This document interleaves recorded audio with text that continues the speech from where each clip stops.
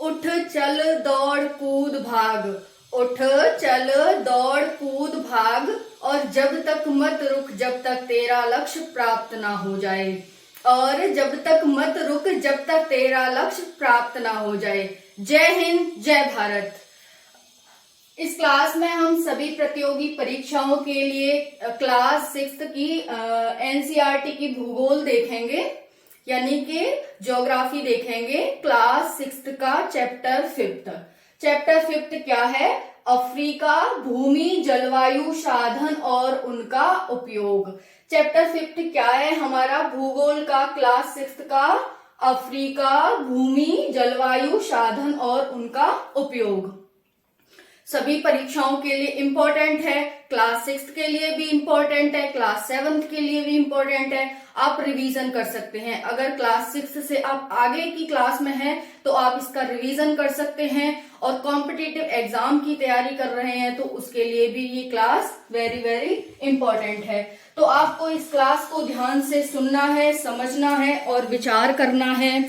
जो हम यूपीएससी की बुक्स में पढ़ते हैं वो सब कुछ यहाँ मिलेगा आपको वहां पर न्यू लगता है क्योंकि आप ये सब भूल चुके हो, तो आपको ये क्लास जरूर ही अटेंड करनी है।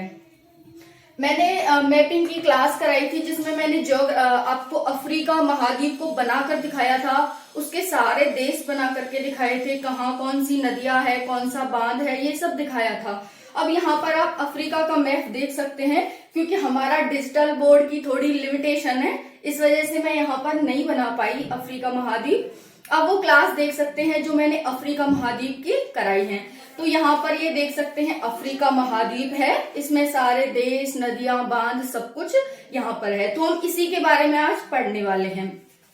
इसको दुनिया का सबसे अविकसित कॉन्टिनेंट माना जाता है, यानी कि ये एक पूरा महाद्वीप है, इसमें बहुत सारे देश हैं। तो यहाँ पर हम अफ्रीका महाद्वीप पढ़ेंगे।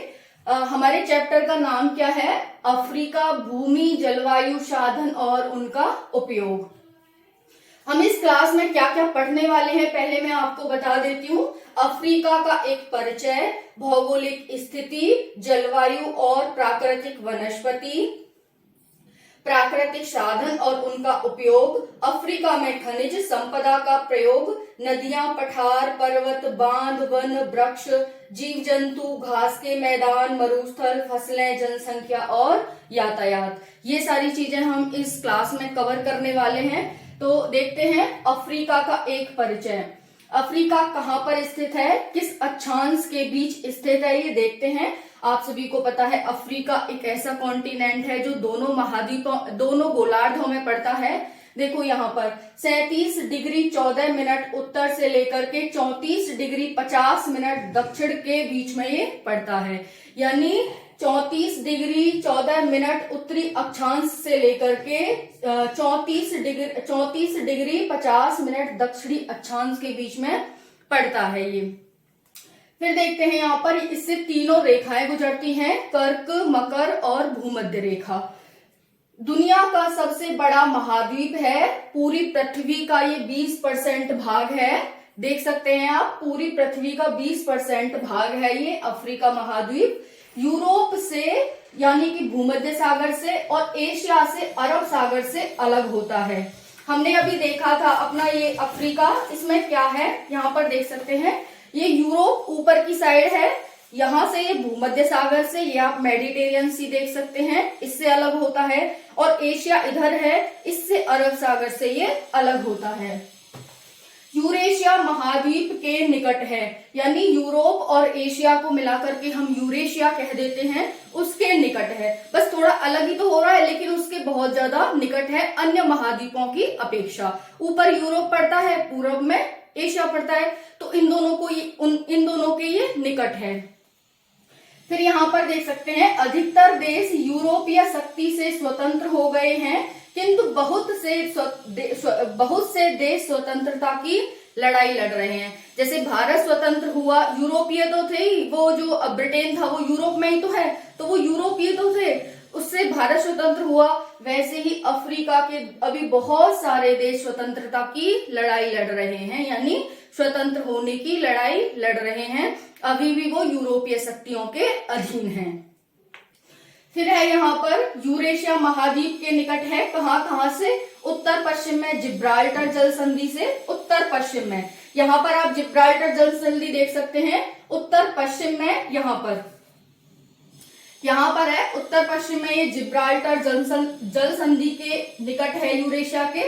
उत्तर पूर्व में स्वेज नहर के उत्तर पूर्व, यहाँ पर ये स्वेज नहर है, इसके नजदीक है। और पूर्व में बावे मंडल, यहाँ पर आपको बावे मंडल दिखेगा, इसके ये नजदीक है। नेक्स्ट देखते हैं इसकी भौगोलिक स्थिति क्या है। हमारा परिचय हो गया है अफ्रीका का, कि अफ्रीका किस अक्षांशों के बीच में स्थित है। अफ्रीका के बहुत सारे देश अभी स्वतंत्रता की लड़ाई लड़ रहे हैं। अफ्रीका से तीनों रेखाएं गुजरती हैं। दूसरा सबसे बड़ा महाद्वीप है, तो पहला सबसे बड़ा महाद्वीप कौन सा है, इसका आंसर हो जाएगा एशिया। यूरोप से, भूमध्य सागर से, एशिया से, अरब सागर से अलग होता है, लेकिन उसके बावजूद भी ये यूरेशिया महाद्वीप के निकट है। कहाँ कहाँ से, उत्तर पश्चिम में जिब्राल्टर जल संधि से, उत्तर पूर्व में स्वेज नहर से, और पूर्व में बावे मंडेर जल संधि से ये नजदीक है। भौगोलिक स्थिति देखते हैं इसकी। पठारों का महाद्वीप कहा जाता है अफ्रीका को, यानी यहाँ पर बहुत सारे पठार हैं। दक्षिण में पठार, पूर्व में पहाड़ियां। पठार तो हैं, लेकिन दक्षिण में अधिकतर पठार मिलेंगे और पूर्व में आपको पहाड़ियां मिलेंगी। विषुवत रेखा के निकट उच्च भूमि प्रदेश है। विषुवत रेखा के निकट उच्च भूमि प्रदेश, उच्च भूमि का मतलब होता है ऊंची भूमि, तो यहाँ पर ये उच्च भूमि प्रदेश है। यहीं पर एक किलिमंजारो पर्वत स्थित है। किलिमंजारो, जिसका नाम क्या है, वो बर्फ से ढका रहता है, बर्फ। पहाड़, इसकी पर्वत श्रेणियां देखते हैं। एटलस पर्वत श्रेणी उत्तर पश्चिम में स्थित है। ड्रैकेंसबर्ग पर्वत दक्षिण पूर्व तट पर स्थित है। तो ये इसकी पर्वत श्रेणियां हो गई। जो हमने परिचय में देखा था यहाँ पर कि हम क्या क्या इसमें पढ़ने वाले हैं, तो पर्वत में श्रेणियां हो गई। एटलस पर्वत श्रेणी उत्तर पश्चिम में स्थित है। ड्रैकेंसबर्ग पर्वत दक्षिण पूर्व तट पर स्थित है। फिर हम देखते हैं निम्न भूमि प्रदेश क्या है। निम्न का मतलब जो नीचे हैं, वो प्रदेश देखते हैं। उत्तर पश्चिम उत्तरी भाग, समुद्र तट, ये इसके निचले भाग हैं। जैसे पश्चिम और उत्तरी जो इसका भाग है, पश्चिम उत्तरी किधर हो जाएगा, इधर, तो अमेरिका की साइड पश्चिमी उत्तरी भाग और समुद्र तट इसके निम्न भूमि प्रदेश हैं। फिर आता है भूभ्रंश घाटियां। भूभ्रंश घाटियां क्या होती हैं, जब नदियां गुजर के जाती हैं तो वो कहीं गड्ढा कर देती हैं, कहीं अखाई स्थापित कर देती हैं। इनको ही हम क्या कहते हैं, भूभ्रंश घाटियां कहते हैं। तो आप इसकी डेफिनेशन भी देख सकते हैं कि भूभ्रंश घाटियां क्या होती हैं। जब घाटियां है तो झीलों का निर्माण कैसे होता है, जब घाटियां पानी से भर जाती हैं तो झीलों का निर्माण हो जाता है। इन्हीं को हम उच्च भूमि प्रदेश में काउंट करते हैं। और उच्च भूमि प्रदेश में विक्टोरिया झील विश्व की सबसे बड़ी झील है। उच्च भूमि प्रदेश में विक्टोरिया झील विश्व की सबसे बड़ी झील है। अगर आपसे पूछा जाए कि झीलें निम्न भूमि भाग में मिलती हैं या उच्च भूमि भाग में मिलती हैं, तो आपका आंसर होना चाहिए उच्च भूमि प्रदेशों में ये पाई जाती हैं। इसका अच्छा एग्जाम्पल है विक्टोरिया झील, विश्व की सबसे बड़ी झील है। फिर यहाँ पर आप देख सकते हैं भूभ्रंश घाटियों में महान भूभ्रंश घाटियां धरातल में दरार पड़ने से लंबी गहरी घाटियों के रूप में पाई जाती हैं। महान भूभ्रंश घाटियां धरातल में, जो हमारी पृथ्वी है उसमें दरार पड़ने से लंबी गहरी घाटियों के रूप में जानी जाती हैं। तो भूभ्रंश घाटियां क्या हो गई, ऐसी घाटियां जो धरातल में दरार पड़ने से लंबी गहरी घाटियों के रूप में जिनका निर्माण होता है, उन्हीं को हम भूभ्रंश घाटियां कहते हैं। और झीलें क्या हैं, जब घाटियां पानी से भर जाएं तो इन्हीं को हम झीलें कहते हैं। प्रमुख नदियां देखते हैं अफ्रीका में कौन कौन सी प्रमुख नदियां हैं। नदी है पहली नील नदी, सबसे बड़ी, ये आप नील नदी देख सकते हैं। यहाँ पर क्या है, नील नदी कहाँ पर पड़ती है ये, तो ये मिस्र देश में पड़ती है और इस पर अस्वान बांध बना हुआ है। नील नदी मिस्र देश में पड़ती है, ये अस्वान बांध इस पर बना हुआ है। दूसरी है जायरे नदी, जो कि अफ्रीका के दक्षिण में पड़ती है। तीसरी है जाम्बेजी नदी। हाँ, जायरे नदी पर कौन सा बांध बना हुआ है? तो करीबा बांध बना हुआ है, जो सबसे ज्यादा जल विद्युत पैदा करता है। करीबा बांध सबसे ज्यादा जल विद्युत पैदा करता है। किस नदी पर बना हुआ है? तो जायरे नदी पर बना हुआ है, जो कि अफ्रीका के दक्षिण में स्थित है। फिर है जैम्बेजी नदी। जैम्बेजी नदी पर विक्टोरिया जलप्रपात बना हुआ है। जैम्बेजी नदी पर क्या बना हुआ है? विक्टोरिया जलप्रपात। प्रपात क्या होते हैं? जलप्रपात क्या होते हैं? जब पानी ऊपर से बहुत तेजी से गिरता है तो उनके द्वारा प्रपातों का निर्माण होता है। उन्हीं को हम क्या कहते हैं? जलप्रपात कहते हैं। तो जलप्रपात कहाँ पर बना हुआ है? जैम्बेजी नदी पर विक्टोरिया जलप्रपात बना हुआ है। ऑरेंज नदी दक्षिण अफ्रीका की साइड स्थित है, दक्षिण अफ्रीका में स्थित है। तो आप इस तरह से यहाँ पर देख सकते हैं। नील नदी मिस्र देश में स्थित है, उस पर असवान बांध बना हुआ है। अगर एग्जाम में आपसे पूछा जाता है कि असवान बांध किस नदी पर बना हुआ है, तो आप बताएंगे नील नदी पर बना हुआ है। असवान बांध किस देश में स्थित है? आंसर हो जाएगा मिस्र देश में स्थित है। दूसरा है जायरे नदी, जो कि दक्षिण में पड़ती है अफ्रीका के में।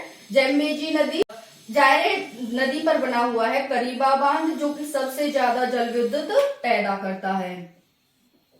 फिर हो जाएगी जैम्बेजी नदी। जैम्बेजी नदी पर विक्टोरिया जलप्रपात बना हुआ है। फिर है ऑरेंज नदी, जो दक्षिण अफ्रीका के दक्षिण में स्थित है। तो ये प्रमुख नदियां हो गई। फिर देखते हैं यहाँ पर मरुस्थल। मरुस्थल में सहारा मरुस्थल दुनिया का सबसे बड़ा मरुस्थल है। सहारा मरुस्थल दुनिया का सबसे बड़ा मरुस्थल है, जो कि 1/3 भाग पर स्थित है। जो अफ्रीका है ना, अफ्रीका के 1/3 भाग पर स्थित है। यानी पूरी अफ्रीका अगर 3 भाग है तो उसके 1 भाग पर सिर्फ मरुस्थल स्थित है, जिसका नाम सहारा मरुस्थल है। दूसरा है कालाहारी मरुस्थल, जो कि अफ्रीका का दूसरा सबसे बड़ा मरुस्थल है। जो सहारा मरुस्थल है वो दुनिया का सबसे बड़ा हुआ तो अफ्रीका का भी सबसे बड़ा होगा, लेकिन जो दूसरा कालाहारी मरुस्थल है वो अफ्रीका का दूसरा सबसे बड़ा मरुस्थल है। तो अफ्रीका का पहला सबसे बड़ा मरुस्थल सहारा मरुस्थल, जो कि दुनिया का भी सबसे बड़ा है, और दूसरा अफ्रीका का बड़ा मरुस्थल हो जाएगा कालाहारी मरुस्थल। फिर हम यहाँ पर देखते हैं जलवायु और प्राकृतिक वनस्पति। जलवायु और प्राकृतिक वनस्पति। अफ्रीका की जलवायु कैसी है और उसकी प्राकृतिक वनस्पति कैसी है? अफ्रीका उष्णकटिबंधीय क्षेत्र में पड़ता है। उष्णकटिबंध का मतलब होता है जहां पर बहुत ज्यादा गर्मी पड़ती है, जहां पर सूर्य की किरणें सीधी पड़ती हैं, उस क्षेत्र को हम उष्णकटिबंधीय क्षेत्र कहते हैं। तो अफ्रीका उष्णकटिबंधीय क्षेत्र में पड़ता है, जहाँ की जो जलवायु है वो उष्ण और आर्द्र है, यानी कि गर्मी भी बहुत पड़ती है और यहाँ पर वर्षा भी बहुत होती है। इसी को हम आर्द्र कहते हैं। आर्द्र का मतलब क्या है? जहाँ पर वर्षा बहुत ज्यादा होती हो। तो गर्मी भी बहुत पड़ती है और यहाँ पर वर्षा भी बहुत होती है, तो यहाँ की जलवायु कैसी हो जाएगी? उष्ण और आर्द्र जलवायु हो जाएगी। यहाँ पर विषुवतीय जलवायु पड़ती है। जो विषुवत रेखा यहाँ से गुजरती है तो उसके आसपास के क्षेत्र में विषुवतीय जलवायु पाई जाती है, जहाँ पर वर्षा बहुत होती है। वर्षा बहुत होगी तो घने जंगल पाए जाएंगे, और जहाँ पर बहुत घने जंगल पाए जाएंगे वहां पर मानव होंगे, क्योंकि वहां की जो जमीन होगी वो बहुत ज्यादा उपजाऊ होगी। नेक्स्ट है सूडान तुल्य जलवायु। सूडान तुल्य जलवायु में वर्षा बहुत ही कम होती है। सूडान देश आपने सुना होगा अफ्रीका का, जो मैपिंग की क्लास मैंने कराई है वहां पर जाके आप देख सकते हैं पूरे देश अफ्रीका के। तो जो सूडान है, सूडान के आसपास सूडान तुल्य जलवायु पाई जाती है। वहां पर वर्षा बहुत ही कम होती है। वर्षा कम और ज्यादा होने का क्या फैक्ट है? वर्षा वहां पर ज्यादा होती है जहां पर नदियां होते हैं, झरने होते हैं, क्योंकि वेपराइजेशन होता है, यानी कि जलवाष्प बनके वर्षा होगी तो धूप भी ज्यादा निकलेगी। इफेक्ट समझो, जहां पर ज्यादा नदियां होंगी तो वहां पर वेपराइजेशन ज्यादा होगा, यानी कि जलवाष्प ज्यादा बनेगी, और जब जलवाष्प बन करके बाद ऊपर जाएगी, बूंदें जाएंगी, पानी जाएगा, तो फिर वो मोटी होकर रुक नहीं पाती हैं और फिर वो बारिश के रूप में जमीन पर आ जाती हैं। तो यही कारण है कि जहां पर वर्षा ज्यादा होती है वहां पर धूप ज्यादा निकलती है, और जहां पर धूप ज्यादा निकलती है वहां का जो क्षेत्रफल होता है वो बहुत ही उपजाऊ होता है, वहां पर घने जंगल पाए जाते हैं। इस तरह आप समझ सकते हैं। तो सूडान तुल्य जलवायु में वर्षा बहुत कम होती है क्योंकि ये पूरा डेजर्ट एरिया है, यानी पूरा मरुस्थल है। सहारा मरुस्थल कहाँ है? अफ्रीका के पश्चिम साइड में स्थित है और पश्चिम साइड में ही सूडान है।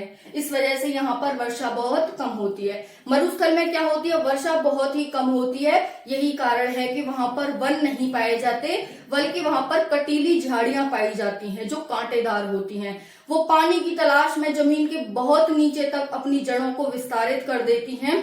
यही कारण है कि जो झाड़ियां होती हैं वो कटीली हो जाती हैं, उनमें फूल फल नहीं आ पाते, बल्कि उनमें सिर्फ कांटे होते हैं। फिर होता है मरुस्थलीय जलवायु। मरुस्थलीय जलवायु, जहां पर मरुस्थल है उसकी जलवायु देख लेते हैं। कटीली झाड़ियां पाई जाती हैं, वर्षा कम होती है, कृषि योग्य भूमि बिल्कुल भी नहीं होती। जैसे हम अपने राजस्थान का एग्जाम्पल ले सकते हैं। वहां पर सिर्फ हम क्या कर सकते हैं? कोई फैक्ट्री लगा सकते हैं। फैक्ट्री भी नहीं लग पाएगी क्योंकि फैक्ट्री के लिए भी कच्चा माल होना जरूरी है। हाँ, बट ये है कि वहां पर अगर जमीन में कुछ भी खनिज वगैरह निकल जाए तो हम फैक्ट्री वहां लगा सकते हैं। वहां पर हम बिजली उत्पादन कर सकते हैं सौर ऊर्जा से। तो ये सारे हम काम कर सकते हैं राजस्थान में। कटीली झाड़ियां होती हैं, वर्षा कम होती है, कृषि योग्य भूमि बिल्कुल भी नहीं होती है मरुस्थलीय जलवायु में, यानी होती है थोड़ी बहुत होती है। नदियां, जो नदियां हैं वो बिजली के उत्पादन में हम उनका कार्य ले सकते हैं, अदरवाइज वहां पर कुछ नहीं कर सकते हम नदियों से भी, क्योंकि नदियों से हम ज्यादा सिंचाई अच्छे से नहीं कर पाएंगे। हर टाइम पानी नहीं आ पाएगा नदियों में, तो हम उसके भरोसे एक तरह से हो सकता है ना, मानसून के भरोसे कृषि होती है, तो ये ऐसे हम नहीं कर पाते यहाँ पर।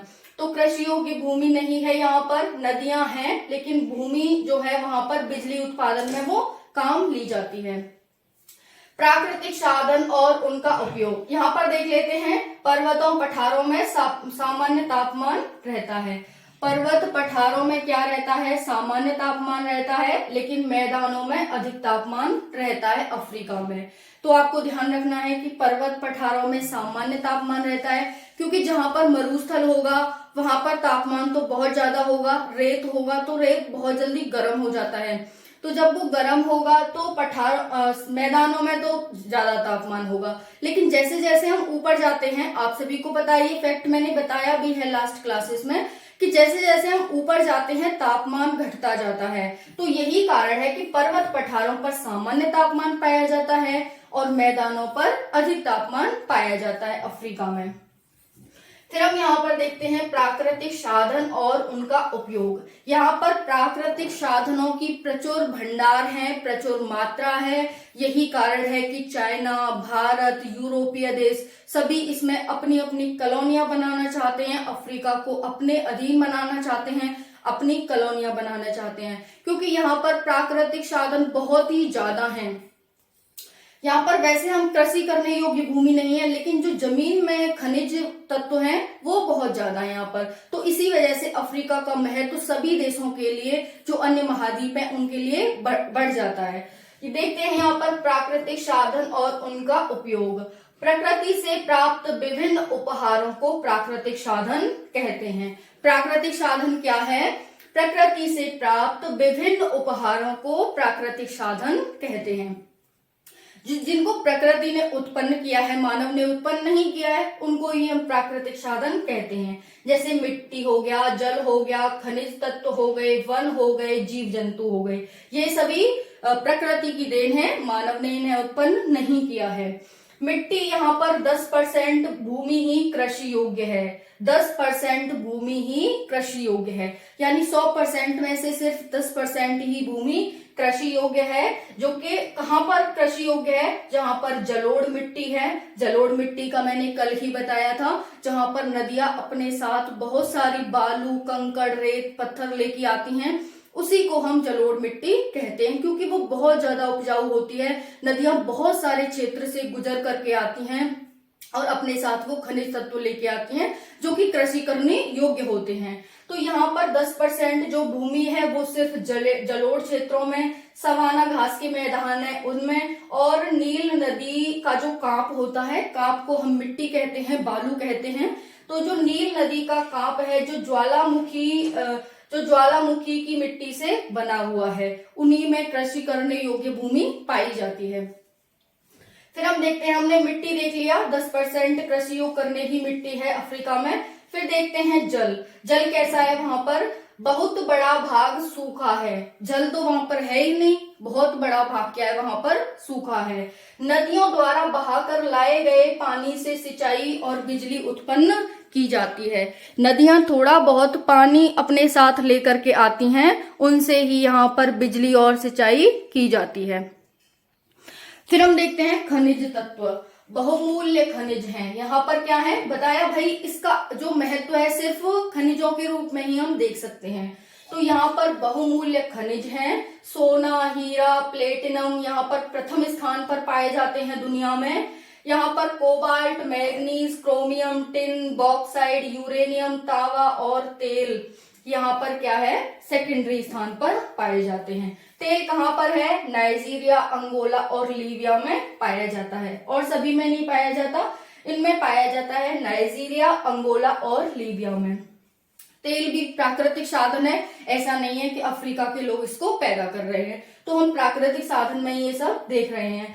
फिर है वन। वन यहाँ पर घने वन पाए जाते हैं। क्यों पाए जाते हैं? क्योंकि अफ्रीका महाद्वीप के इधर में देखोगे अटलांटिक महासागर है, अफ्रीका के पूर्व में देखोगे हिंद महासागर है, अफ्रीका के उत्तर में देखोगे मेडिटेरियन सी है, और नीचे देखोगे तो पूरा जो अटलांटिक महासागर और हिंद महासागर पूरे मिले हुए हैं। तो ये आसपास से वेपराइजेशन होता है, इससे यहाँ पर बारिश होती है, इसी वजह से यहाँ पर घने वन पाए जाते हैं।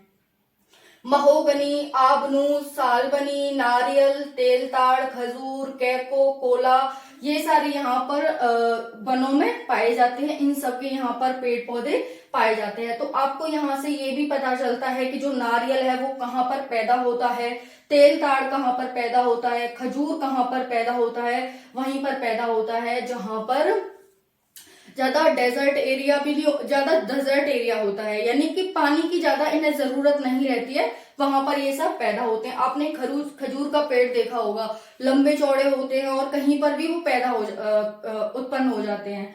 ये हो गया। फिर है जीव जंतु। जीव जंतु यहाँ पर कौन कौन से पाए जाते हैं? हाथी, भैंसे, सांप, अजगर, बंदर, घोड़ा, गैंडा, ये सब, और यहाँ पर सिंह, बाघ, जिराफ, ऊंट, शुतुरमुर्ग, बारहसिंगा, ये सब यहाँ पर जीव जंतु पाए जाते हैं। और जो बाघ लाए गए हैं भारत में वो यहीं से लाए गए हैं। कहाँ से? अफ्रीका से, नामीबिया वगैरह देशों से। फिर है उष्णकटिबंधीय प्रदेशों में कौन कौन से पेड़ पौधे पाए जाते हैं? उष्णकटिबंध का मैंने बताया, जहां पर सूर्य की किरणें सीधी पड़ती हैं। केला, अनानास, पपीता, कटहल, आम, नींबू, संतरे, ये सब उष्णकटिबंधीय प्रदेशों में पाए जाते हैं। यानी जहां पर बहुत ज्यादा गर्मी होती है वहीं पर केला, अनानास, पपीता, कटहल, आम, नींबू, संतरे। ऐसा नहीं है कि इनको पानी की जरूरत नहीं होती है, उष्णकटिबंध होगा वहां पर बहुत ज्यादा वेपराइजेशन होगा और बारिश भी होती है। ऐसा नहीं है कि बिल्कुल ये मरुस्थल में पैदा हो रहे हैं। नदियां भी हैं, हमने देखा कि अफ्रीका में नदियां भी हैं, नील नदी, ज़ायरे नदी, ज़ेम्बेज़े नदी, और ये ऑरेंज नदी, और बहुत सारी छोटी बड़ी नदियां हैं इसमें। तो यहाँ पर ये सभी, इसी वजह से यहाँ पर आपको ये ध्यान रखना है कि अफ्रीका में कौन कौन सी वनस्पति पाई जाती हैं। केला, अनानास, पपीता, कटहल, आम, नींबू, संतरे, ये सभी उष्णकटिबंधीय प्रदेशों में पाए जाते हैं जहां पर बहुत ज्यादा गर्मी होती है। नेक्स्ट है भूमध्य सागरीय जलवायु। जो भूमध्य सागर के आसपास की जलवायु को हम भूमध्य सागरीय जलवायु कहते हैं। और भूमध्य सागरीय जलवायु में क्या क्या पाया जाता है? जैतून, सेब, नाशपाती, अंगूर, ये सब यहाँ पर पाए जाते हैं भूमध्य सागरीय जलवायु में। इसका मतलब हुआ इन सभी को पानी की जरूरत होती है। किस किस को? जैतून को, सेब को, नाशपाती को और अंगूर को। फिर आता है पूर्वी भाग। अफ्रीका के पूर्वी भाग में क्या क्या पाया जाता है? आंसर हो जाएगा काजू पाया जाता है। पूर्वी भाग का मतलब हो गया जहां पर पानी है। मतलब एशिया की साइड, और एशिया की साइड तो स्वेज नदी है, इधर मेडागास्कर है, फिर हिंद महासागर, अरब सी इधर है। तो इसका मतलब हो गया काजू को पानी की जरूरत होती है। जंजीबार पेम्बा द्वीप के पास लौंग उत्पन्न की जाती है बहुत ही बड़ी मात्रा में। तो लौंग कहाँ उत्पन्न की जाती है? जंजीबार पेम्बा द्वीप पर, अफ्रीका के यहाँ पर लौंग उत्पन्न की जाती है। फिर यहाँ पर देख लेते हैं फसलें, क्या क्या फसलें पाई जाती हैं अफ्रीका में। ये तो हमने अभी वन देखे, नदियां देखी, खनिज देखे, अब वहां पर कुछ फसलें भी हैं। फसलें दो प्रकार की हैं, एक होती है खाद्य फसल और दूसरी होती है नकदी फसल। खाद्य फसल ऐसी फसलें हैं जिनको हम ग्रहण करते हैं, जिनको हम खाते हैं, लेकिन नकदी फसल ऐसी हैं जिनका हम व्यापार करते हैं। ऐसा नहीं है कि हम नकदी फसलों को खाते नहीं हैं, लेकिन हम उनका व्यापार करते हैं अन्य रूपों में। जैसे ताड़ का तेल हो गया खाते हैं हम, मूंगफली हो गई खाते हैं हम, कोको कहवा हो गया हम इसको भी खाते हैं, लेकिन जो कपास हो गई वो हमारे अन्य रूपों में काम में आती है, पहनने ओढ़ने के जो वस्त्र होते हैं उनमें। तो खाद्य फसल कौन सी है? मक्का, गेहूं, चावल, ज्वार, खालू, ये खालू है, कैसावा, कंदमूल, ईटीसी। तो यहाँ पर खाद्य फसलें कौन सी हो गई? मक्का, गेहूं, चावल, ज्वार, खालू, कैसावा, कंदमूल एक्सेट्रा, यहाँ पर ये खाद्य फसलें पाई जाती हैं। नकदी फसलों में है ताड़ का तेल, मूंगफली, कोको, कहवा, कपास, सिसल, ईटीसी। जो ये सिसल है ये क्या है? ये एक रेशा है जो कि रस्सियां बनाने के काम आता है। ये तंजानिया में पाया जाता है। रेशा, जो सिसल को रेशा कहते हैं, और ये तंजानिया में पाया जाता है। फिर हम यहाँ पर यातायात देखते हैं।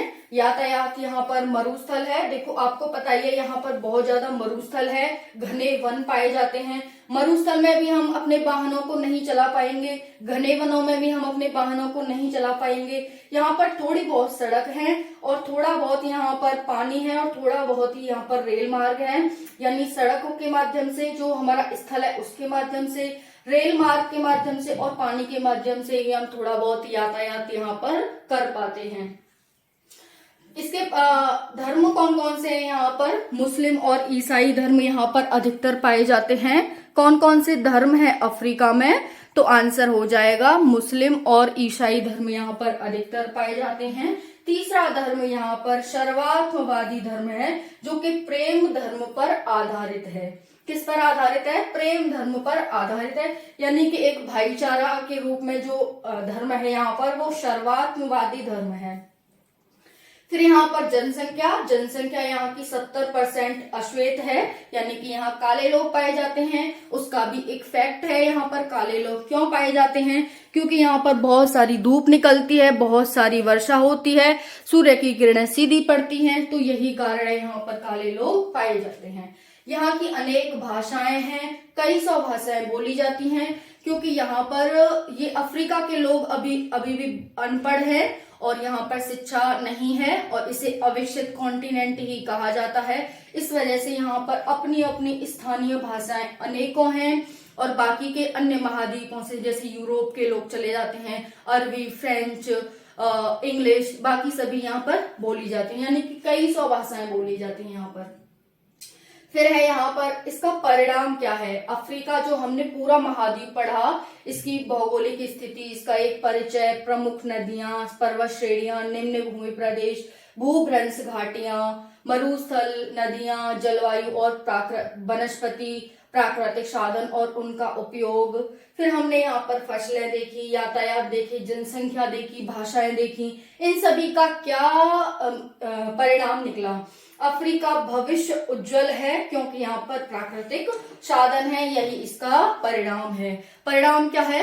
कि अफ्रीका का भविष्य उज्जवल है क्योंकि यहाँ पर प्राकृतिक साधन है। अभी आप करंट में पढ़ते होंगे कि चीन ने इतने देशों को कर्जा दिया है। चीन अपनी डेप्थ ट्रैप पॉलिसी के तहत क्या करना चाहता है? उनको अपने अधीन कर लेगा और फिर यहाँ पर राज करेगा, यहाँ के जितने भी खनिज संसाधन है उनका भरपूर उपयोग करेगा। तो यही कारण है कि अफ्रीका के, यूरोप के लोग, चीन हो गया, एशिया के बहुत सारे देश और अमेरिका के बहुत सारे देश यहाँ पर अपनी अपनी कॉलोनियां बनाना चाहते हैं।